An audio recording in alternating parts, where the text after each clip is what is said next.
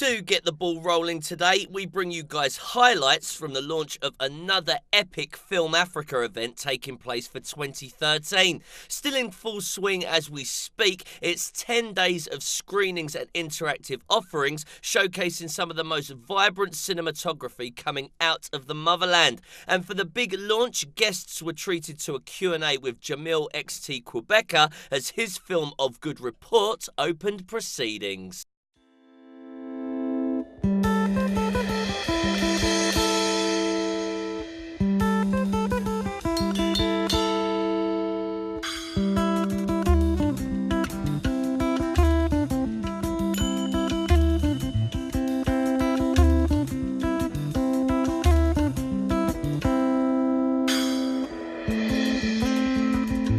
Suzy, fantastic to have you here as curator for 2013's Film Africa.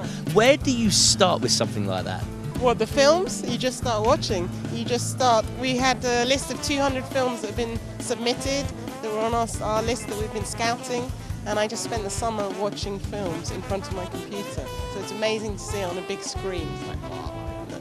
What kind of responsibility do you feel like you have? Because it's a big statement, isn't it? Film Africa. You've got to represent a continent in 10 days. Enormous responsibility, and I was slightly embarrassed to get the job. So basically I said we have to get a team of people together, and it's not one voice, it's a shared voice. People are working, specialists working in different areas of African cinema, and we gather together and we put the program together. I had the kind of overall yes, no veto, but we basically watch a film and go, would you pay £10 to see that? Would you be happy?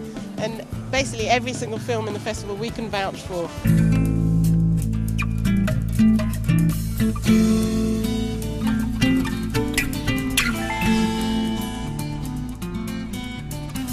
Armand, great to have you here as part of Film Africa. Now your film, La Radio, is showing as part of the short film programme. Tell us a little bit about it.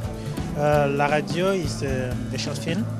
We're talking about an old man who buy a old post radio, yes, a transistor, and when he make on, the radio give the bad information, talking about the catastrophe around the world. This is why I decided to go and see some young repairmen to ask him to repair this radio because he thinks that his radio have a problem.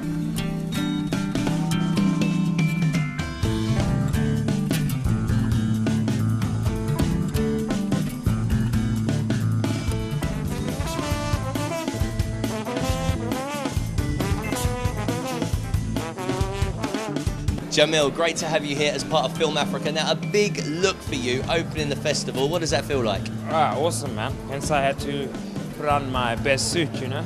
Looking very dapper, I must say. It's an absolute honor.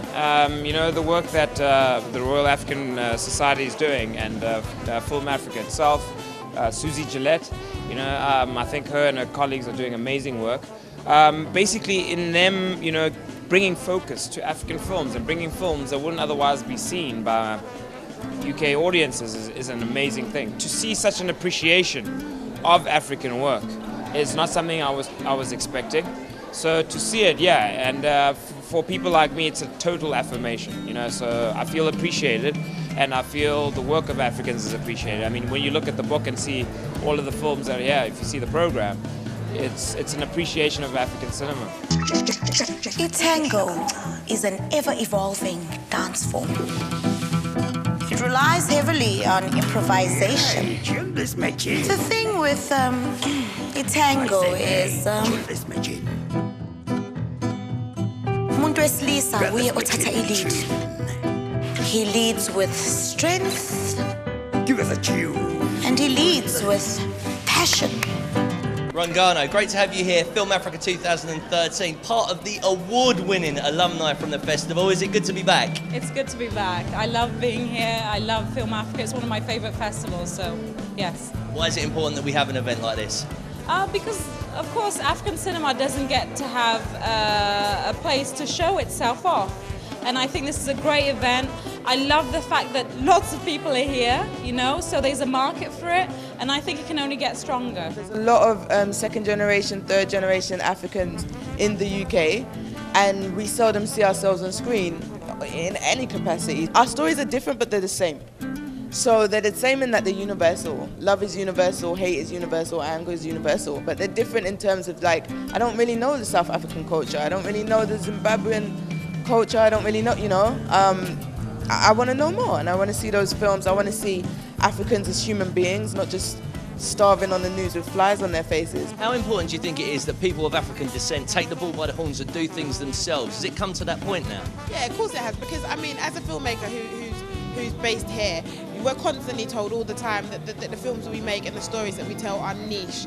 And so I think it's important for us to kind of just go out there, write it, stick to your integrity, and make sure you tell the story that you need to tell, because I think that people buy into authenticity. You know, if it's the truth, people buy into it, and people know it, and people recognise that. And I just think just keep doing it.